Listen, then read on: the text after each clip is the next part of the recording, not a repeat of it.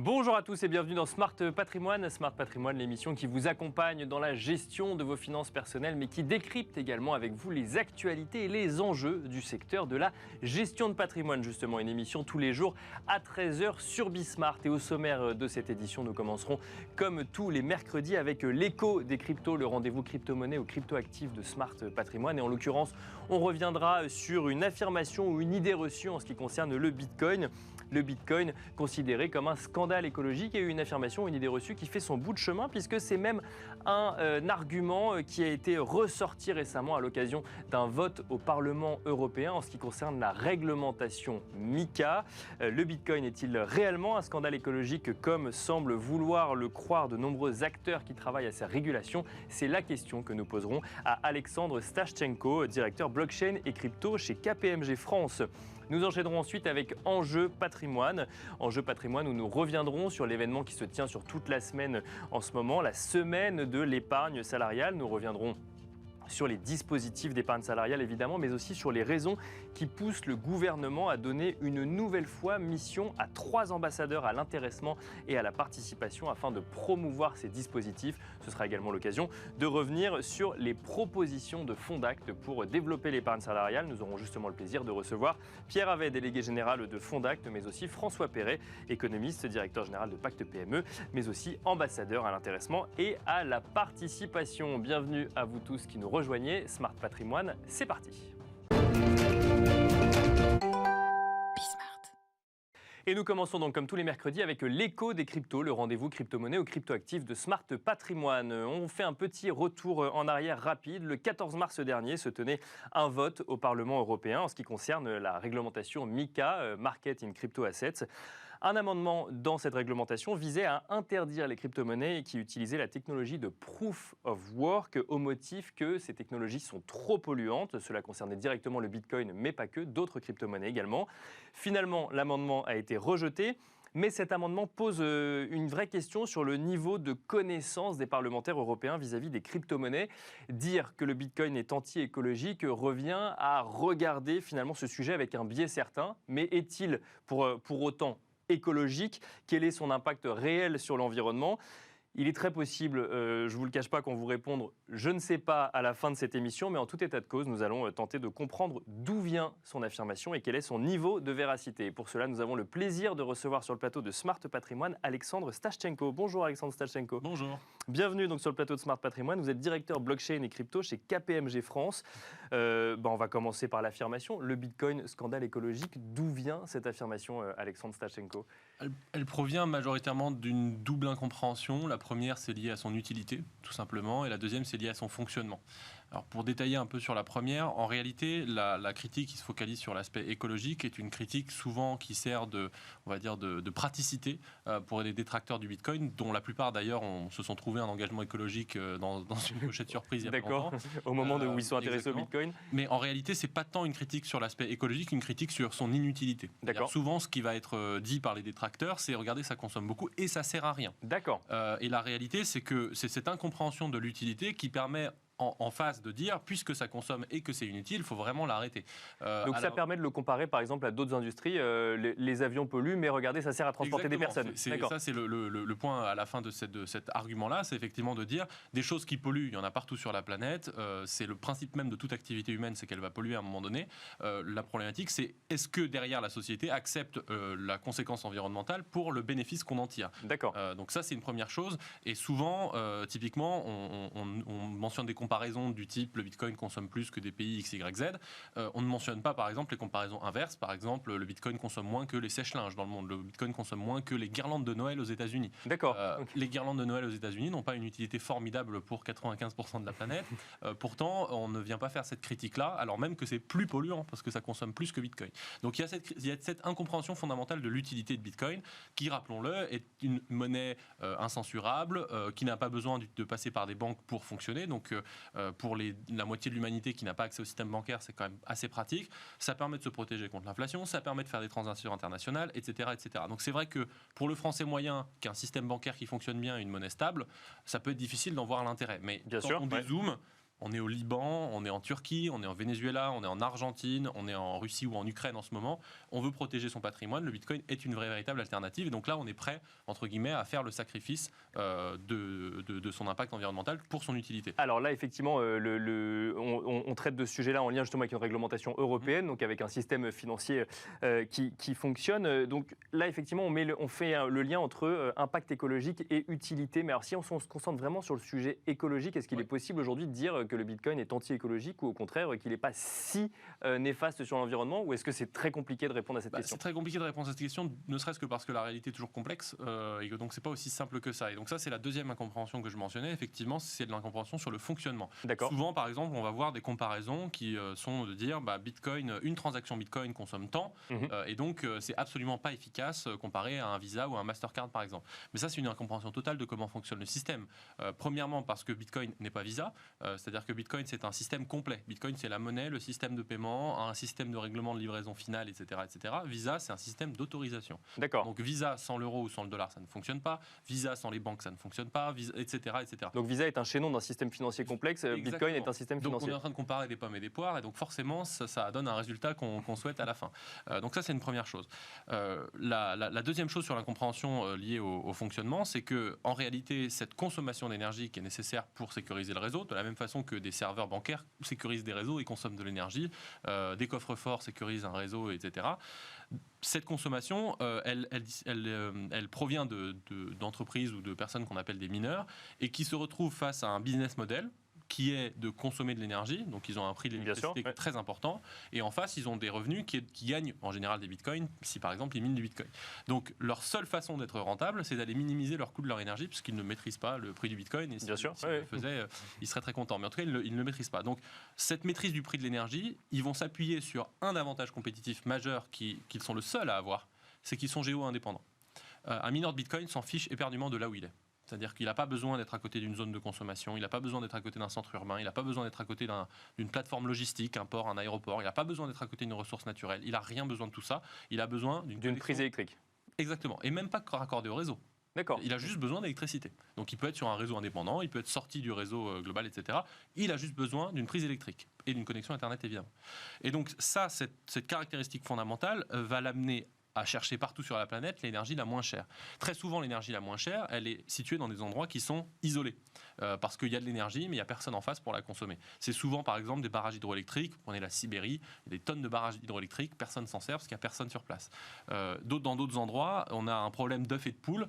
Typiquement, quand on est dans une zone reculée ou dans des zones en Afrique, par exemple au Congo, on a moins de 10% de la population qui possède l'électricité chez soi. Bien sûr. Oui. Dans ces endroits isolés, en réalité, on a un problème d'œufs et de poules. C'est-à-dire que si on ne développe pas des barrages hydroélectriques, des énergies renouvelables, etc., en fait, on ne peut pas alimenter un réseau de distribution pour fournir la population en électricité. Mais le problème, c'est que tant qu'il n'y a pas de réseau de distribution, ça ne sert à rien de construire un barrage. Et donc, en fait, on reste dans ce cercle vicieux qui fait que les citoyens et les citoyennes, par exemple du Congo, en l'occurrence, là où travaille un mineur français connu, Sébastien Gouspillou, leur substitut à ça, concrètement, c'est d'aller couper la forêt vierge, puisqu'ils ont besoin de se chauffer et de manger. Et donc là, ce que vous dites, c'est que Bitcoin pourrait financer finalement du coup de... Ouais, c'est le fait. Le fait aujourd'hui. Exactement. Sébastien Gouspillou, que je viens de mentionner, installe des fermes de minage au Congo pour pouvoir développer un réseau électrique en finançant des barrages. Et une fois que ce réseau électrique est développé, qu'est-ce qui se passe maintenant, du coup, une fois que ce réseau sera développé, le mineur en question sera en concurrence avec des centaines de milliers de personnes pour la consommation de cette électricité. Donc l'électricité va monter son prix.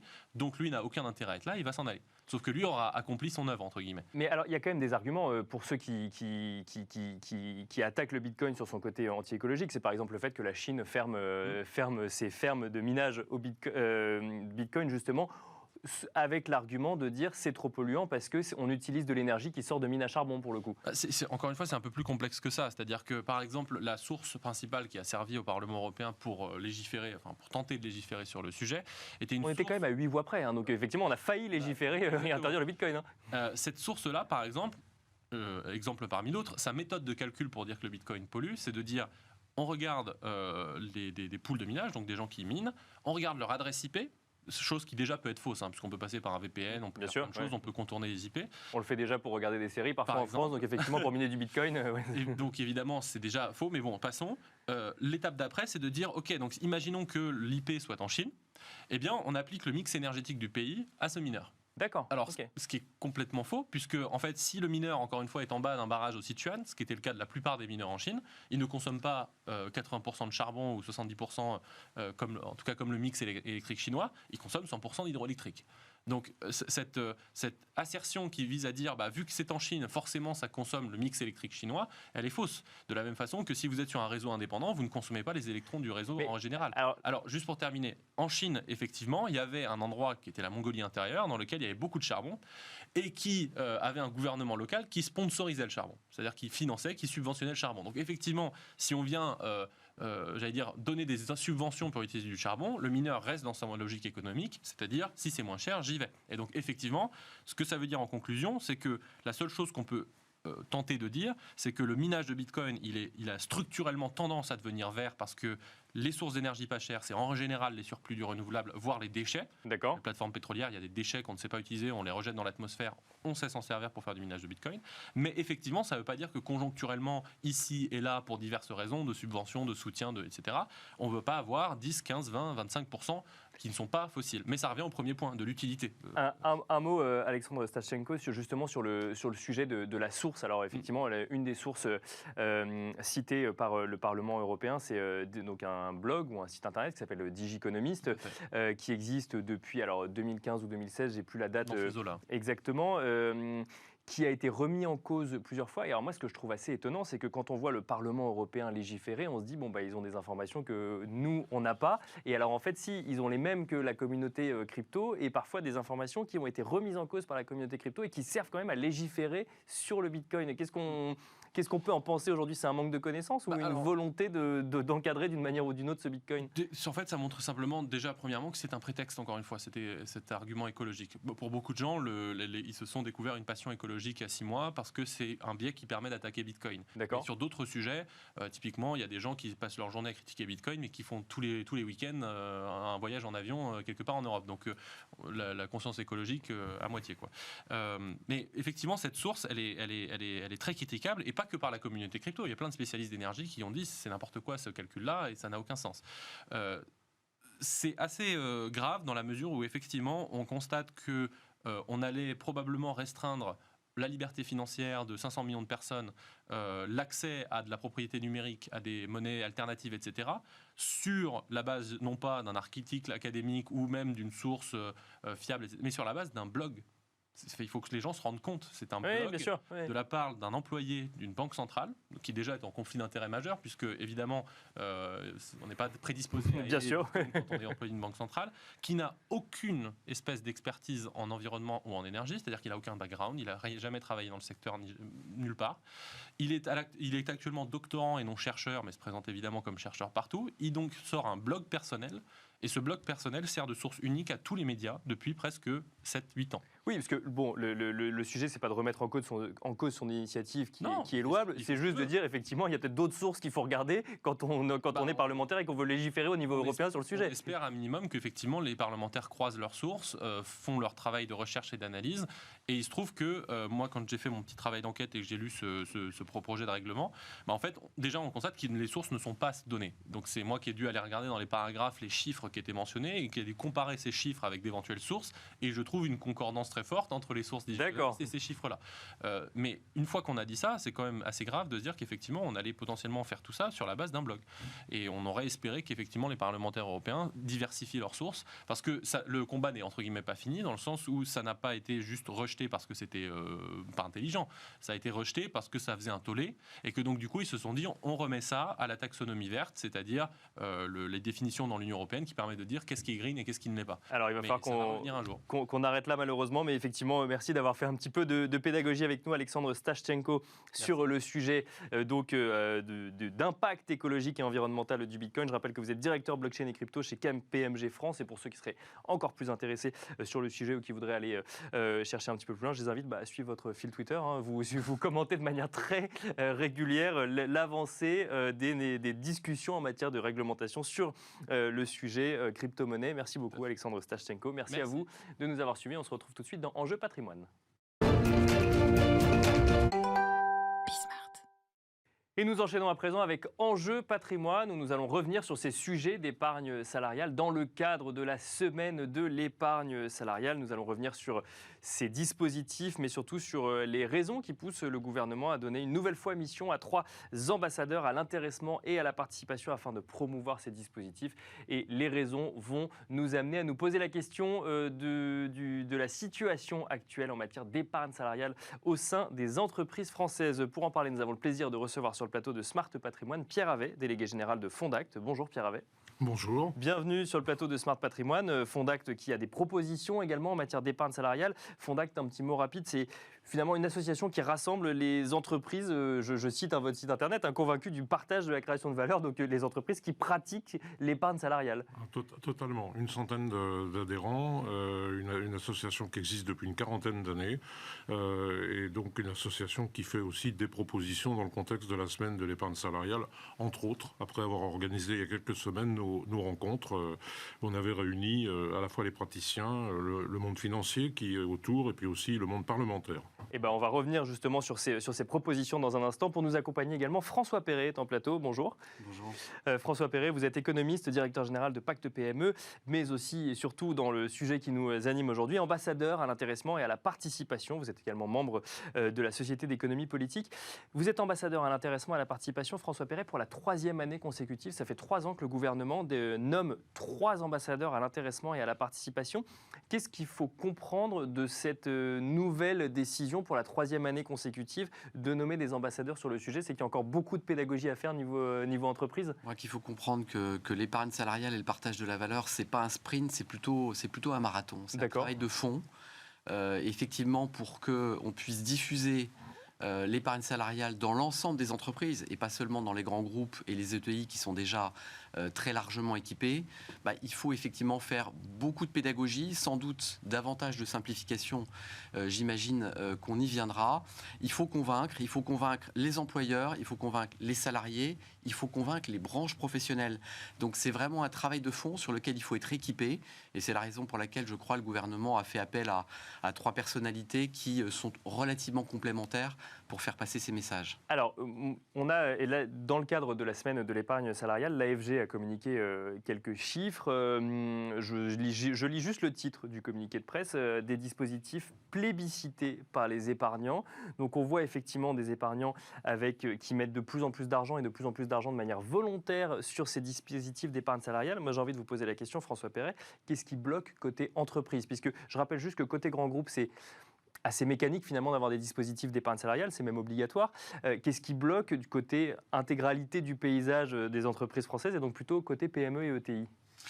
C'est vrai, vous avez raison, il y a un paradoxe. Il y a un décalage entre la perception qu'ont les Français quand on les interroge sur l'épargne salariale, qui est une perception très positive. Je crois que chacun se rend compte que mettre de l'épargne salariale de côté, c'est aussi préparer son avenir. Que pour l'employeur, c'est aussi être plus attractif, être différenciant et parfois fidéliser les talents dans un contexte où il y a une bataille internationale pour s'appuyer sur les meilleures compétences. Et en même temps, les résultats ne sont pas à la hauteur de ce qu'on attend. C'est-à-dire que le déploiement dans les entreprises de moins de 250 salariés, dans les PME, est très largement inférieur à la couverture qu'on observe dans les grands groupes. On observe aussi, peut-être qu'on en redira aussi un mot, qu'il y a beaucoup moins d'accords de branche, c'est-à-dire qu'il y en a moins d'une trentaine aujourd'hui qui ont été signés, alors qu'on sait que cela pourrait aider au déploiement dans les entreprises. Alors, c'est ça, c'est en fait des accords en matière de secteur d'activité ou de métier, où là, toutes les entreprises du secteur acceptent finalement s'engagent à mettre en place des dispositifs d'épargne salariale. Là, pour le coup, il n'y en a pas autant que le gouvernement et vous, du coup, j'imagine, les 3 ambassadeurs auraient pu l'espérer. Voilà, c'est la raison pour laquelle, avec Thibault Langsade et Agnès Bricard, on a rencontré le 28 février dernier un certain nombre de branches pour essayer aussi de repositionner le sujet au-dessus de la pile. Mais enfin, on va pas se mentir, c'est certain que dans un contexte très inflationniste, la revendication est d'abord sous la forme d'augmentation de salaire. D'accord. Ouais. Et il ne faut pas oublier qu'effectivement, l'épargne salariale, c'est plutôt un complément de rémunération. Et c'est forcément des sujets qui s'opposent, parce qu'effectivement, l'entreprise qui met en place des dispositifs d'épargne salariale, elle a en face d'elle effectivement un certain nombre de salariés qui effectivement sont peut-être plus sur des sujets de revalorisation salariale. Mais est-ce que c'est forcément des sujets qui s'opposent, la revalorisation salariale et le complément de salaire avec justement des dispositifs d'épargne salariale? Alors pour moi, ce ne sont surtout pas des sujets qui s'opposent. Il y a vraiment les rémunérations fixes et les rémunérations variables. Il faut travailler sur les deux volets. Mais c'est vrai qu'il y a parfois des craintes qui s'expriment, d'effets de substitution. Il y a toujours un certain nombre d'organisations, de partenaires sociaux qui pourraient craindre que si on augmente la dynamique de l'épargne salariale, cela se fait au détriment des salaires. Je crois que dans les faits, ce n'est pas franchement le cas. Simplement, pour aller vers l'augmentation de la dynamique d'épargne salariale, vous l'avez dit, il faut lever un certain nombre de freins. Et donc faire de la pédagogie. Et donc faire beaucoup de pédagogie, sans doute encore un peu de simplification, peut-être aller plus loin aussi dans les logiques de défiscalisation. Vous savez que la loi Pacte et la loi de financement de la Sécu pour 2019 avaient présenté des avancements très importants, puisqu'on avait supprimé le forfait social sur l'intéressement dans les entreprises de moins de 250 salariés et pour les autres formes d'épargne salariale dans les entreprises de moins de 50. On avait beaucoup avancé, mais de facto, généralement, quand on simplifie un peu en France, on rajoute aussi un peu de complexité parce qu'on met des strates. On a du mal à vraiment simplifier, effectivement. Et voilà. Et donc, je crois qu'il faut aller au bout de cette simplification. Mais c'est vrai que c'est aussi compliqué pour les finances publiques, il faut le comprendre, parce qu'à chaque fois qu'on supprime un seuil, on supprime aussi des rentrées fiscales. Donc, c'est un travail qu'il faut poursuivre dans le temps, de manière à ce que sur l'impact sur les finances publiques ne soit pas non plus trop lourd. Donc, il y a ce premier chantier qui est très important, qui est fiscal et social. Il y a un deuxième chantier qui est celui de la simplification et de la sécurisation des accords, sur lequel beaucoup de choses a été fait, notamment pour introduire davantage de souplesse. D'accord. Vous savez que là, on parle des accords de branche pour le coup, notamment des accords de branche, mais je parle plus largement encore de tout ce qui a été fait, par exemple, pour permettre à une entreprise de pouvoir déployer un accord sur un temps plus court. Vous savez, quand on est une start-up, quand on est une TPE, et qu'on vous dit que vous allez passer un accord d'épargne salariale sur 3 ans, eh bien, ça peut faire un peu peur au niveau de l'entreprise. Voilà, parce que quelle est la visibilité business à l'heure de la crise sanitaire, à l'heure d'une crise internationale en Ukraine, c'est pas forcément évident. Donc dorénavant, la loi ASAP, qui a été passée en 2020, autorise un employeur à passer un accord sur 1 à 3 ans. Donc ça, c'est une très très belle source de simplification et d'assouplissement. Alors je vous propose d'écouter également les propositions alors, qui proviennent des entreprises, finalement, à la suite des rencontres de l'épargne salariale donc organisées par Fondacte. Vous avez 4 propositions, Pierre Havet, enfin vous, mais l'association Fondacte. Je vais porter 4 propositions. 4 propositions exactement dans le cadre de l'épargne salariale pour promouvoir cette épargne salariale. Et alors justement, on revient sur le forfait social dans un premier temps, Pierre Havet. Alors oui, tout à fait. Le forfait social, ça n'a pas commencé d'ailleurs avec la loi Pacte ou plus récemment. Ça fait probablement 10 ans que nos prédécesseurs chez Fondacte disent que ce forfait social a été une grosse erreur. D'accord. Le créer d'une part et l'augmenter par la suite. Donc aujourd'hui, effectivement, ce que nous pensons tous, c'est qu'il faut oser faire disparaître le forfait social, déjà pour globalement ou intégralement pour toutes les entreprises de moins de 250, parce que pour le moment c'est partiel. Donc aujourd'hui allons jusqu'au bout. Donc une suppression totale du forfait social. Oui, disparition totale. Comme ça clarifiera la grille qui est absolument confuse et finalement pas maîtrisable par la majeure partie des responsables d'entreprise. Et au bout du compte, prévoir sur le prochain quinquennat un plan de disparition de ce forfait social. Donc ça c'est clairement... Pourquoi ? Parce qu'on pense que l'argent consacré à ce forfait social serait beaucoup mieux consacré à une distribution auprès des salariés et serait beaucoup plus bénéfique, enfin, au bout du compte, à un réinvestissement dans des plans d'actionnariat ou des plans d'épargne retraite. Alors, vous avez une deuxième proposition qui est encourager le partage de la valeur sous toutes ses formes. C'est le sous toutes ses formes, moi, qui m'interpelle. C'est d'autres formes que les dispositifs qui existent aujourd'hui ? C'est-à-dire que le partage de la valeur, c'est pas uniquement le partage de résultats. Vous en avez parlé avec François à l'instant, et je partage ce qui a été dit. Effectivement, il ne s'agit pas comment dirais-je, de peser sur l'équilibre économique de l'entreprise à moyen terme. Ça serait extrêmement dangereux. Donc c'est toute la subtilité des négociations d'ailleurs sur l'épargne salariale. Quand on met en place un dispositif, il ne faut pas qu'on soit soupçonné de chercher à pousser de la masse salariale dans l'épargne salariale. Mais inversement, il faut aussi que l'épargne salariale ne soit pas quelque chose qui, durablement, mette l'entreprise en péril. Et ça, c'est tout l'effort pédagogique qu'il faut faire. On y reviendra sans doute sur la pédagogie. François l'a évoqué aussi, mais clairement, c'est un point important. Donc, les autres éléments du partage, c'est partage de la propriété de l'entreprise, donc à travers l'actionnariat salarié, et partage également du pouvoir, puisque l'actionnariat salarié donne un certain nombre de droits. Et alors, il nous reste quelques minutes si on veut revenir sur la pédagogie. Donc, troisième point, c'est promouvoir la liberté des choix, des moyens et des outils. Donc là, l'idée, c'est que les salariés puissent choisir réellement quels sont les dispositifs d'épargne salariale auxquels ils ont accès, ou c'est plutôt côté entreprise pour le coup? Alors là, pour le coup, nous, on parle au nom des entreprises. Bien sûr. Oui. Mais vous faisiez allusion à d'autres débats ou d'autres émissions comme celle-ci que vous avez organisées. Les salariés aussi, bien entendu, ont des choix. Il faut leur expliquer ces choix, il faut faire de la pédagogie autour de tout ça. Mais en tout cas, au niveau de l'entreprise, c'est effectivement de permettre aux entreprises, plutôt que de leur dire prenez l'intéressement ou prenez la participation ou que sais-je, ou la loi ou les dispositifs PEPA, prime pour l'emploi et le pouvoir d'achat, il faut plutôt laisser les entrepreneurs, les employeurs se choisir dans le cadre d'un dialogue social quand l'entreprise a la taille suffisante pour que ça existe. Donc, leur permettre de choisir le dispositif qui leur semble approprié. Et un mot également, alors effectivement, réintégrer ou en tout cas amplifier le sujet RSE également au sein des dispositifs d'épargne salariale. Oui, j'ai cité la gouvernance tout à l'heure, donc la RSE se dit aussi ESG dans d'autres sphères ou dans d'autres pays, donc environnement, sociétal et gouvernance. Et donc clairement, oui, on va toucher à ces sujets et développer la RSE et finalement développer une meilleure qualité de la politique sociale à l'intérieur de l'entreprise.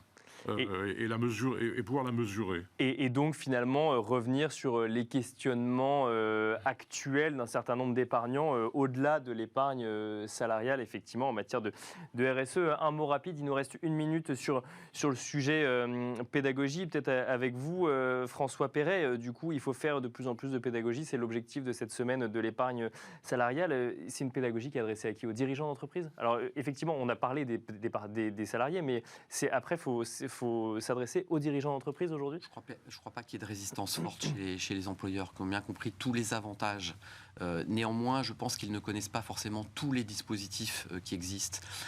Si par exemple, je vous dis que l'URSSAF a publié sur son site un dispositif qui s'appelle « Mon intéressement pas à pas », eh bien, je crois qu'il y a beaucoup d'employeurs qui n'en ont pas encore connaissance. Or, ce dispositif permet effectivement d'être guidé étape après étape pour rédiger un accord. Donc ça, c'est extrêmement important de faire connaître tout ce qui existe aujourd'hui en termes de simplification, d'accords types qui peuvent exister également sur le site du ministère du Travail.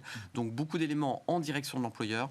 Je crois aussi beaucoup d'éléments en direction du salarié pour qu'on arrête d'opposer dans ce pays les intérêts du capital et les intérêts du travail. Il faut vraiment veiller à ce qu'il y ait un partage équilibré entre l'employeur, les actionnaires, l'entreprise en termes de réinvestissement et le salarié en termes de rétribution de ses efforts. Et on finira là-dessus, c'est la fin du temps qui nous est imparti sur le sujet. Merci beaucoup François Perret, je rappelle que vous êtes ambassadeur à l'intéressement et à la participation. Merci également Pierre Havet, je rappelle que vous êtes délégué général de Fondact. Merci à vous de nous avoir suivis et je vous donne rendez-vous dès demain à 13h sur Bismart pour un nouveau numéro de Smart Patrimoine.